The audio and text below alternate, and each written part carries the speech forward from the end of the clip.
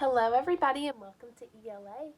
I hope you guys had so much fun this week with your show and tell and our Google Hangout and being able to see everybody and talk for a little while and see all that everyone has done and their special items. So I hope you guys have enjoyed that. Today we are going to do something a little bit different. So we are going to talk about poems, but then you're going to get to do something very exciting to live out your poem.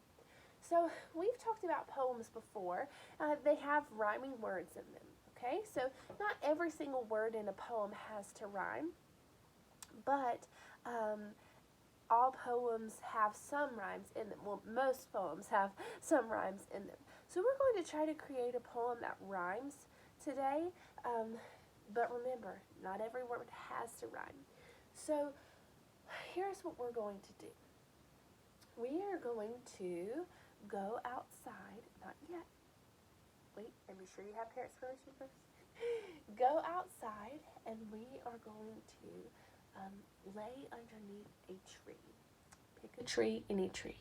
If you don't have a tree around your house, maybe you can find a bush or some kind of plant. So try your best to lay underneath a tree or a bush or some kind of something growing, and we're going to look up at the branches. Now what's fun is that a lot of times when we look at trees, we look at them standing up, or maybe we can look down on them some if we're upstairs and we can look out a window or something like that. But we don't normally look up through the branches of a tree. So I want you today, after we get done with this, I want you to be able to go outside and lay down and look up through the branches of a tree, and I want you to draw what you see. And then you can come inside, and I want you to make a poem about that tree. That tree could have a name. That tree could have a family or a fun story. That tree could represent something. Sometimes we say that we have a family tree, which means like it shows who all is in your family. My family tree would be have my mom and my dad and my husband and my son and this baby in it. So you could do that. You could have your tree go through an adventure or a storm or rain or sunshine or snow, whatever you want your tree to go through. So I'm going to show you the example of my tree, and then I want you to take your time today to go outside, draw your tree, take some time, breathe in the fresh air, and then you can write your poem.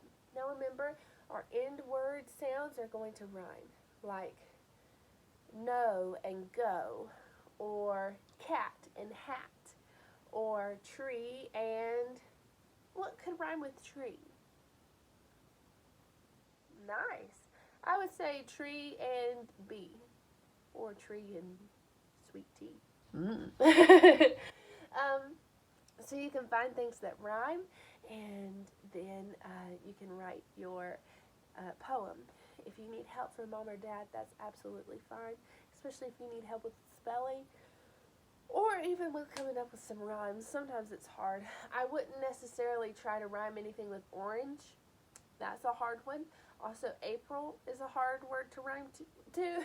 So try to stick with words that are easier to rhyme with. Okay, I'm going to show you mine now. Now, I drew the tree, so I laid right about here, and I was able to see the side of the trunk of the tree, and then I saw all the limbs, and they were stretching out, and there was green leaves everywhere, and guess what was in my tree? There was a nest in my tree with a bird. Now, I tried to be as accurate as I could, but this bird that I saw was like a light gray color, had some brown on him, and had a bright yellowish orange beak. And that was in the nest. I'm not sure if there were eggs in there. I couldn't see them from where I was laying, but I could see the bird peeping out of his nest or her nest, whoever it may be. Also, if you see these orange marks, this is sunshine coming through. I was able to see Just a little bit of sunshine coming through the branches. And it was really pretty. All right, here is my poem. The leaves are green. I see them grow. They are a sign of spring, you know. What words rhymed? Grow and know. Very good. Now, I could make this poem longer. I could talk about the bird that's in the tree. I could talk about how the sunshine was coming through the limbs. But this is a great start for a poem. I also use different colors for each line. I know that this orange part has 2 lines, but it's all one sentence.